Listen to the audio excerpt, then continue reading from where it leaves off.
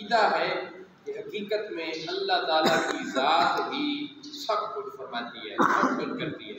ہم ان اللہ والوں کے قدمین میں حاضر ہو کر ان کا وسیلہ اس لیے پیش کرتے ہیں کہ یہ اللہ تعالیٰ کی باتیں اور سرکار کریم صلی اللہ علیہ وسلم کے فرامین مان کر انہوں نے زندگیاں گزاری، تو یا اللہ پاک اس لیے ہم ان کا وسیلہ پیش کرتے ہیں۔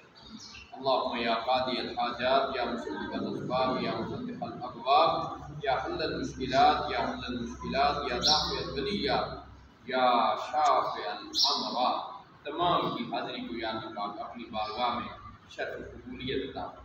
جو بیمار ہیں انہیں صحت کاملہ عاجلہ نصیب فرما، جو بے اولاد ہیں انہیں نیک اور صالح اولاد عطا فرما۔ تمام بچوں کو اپنے بزرگوں کا ادب، احترام اور دعائیں لینے کی مزید توفیق عطا فرما۔ آمین۔ تمام کے بزرگوں کا سایہ دے سب پر سلامت۔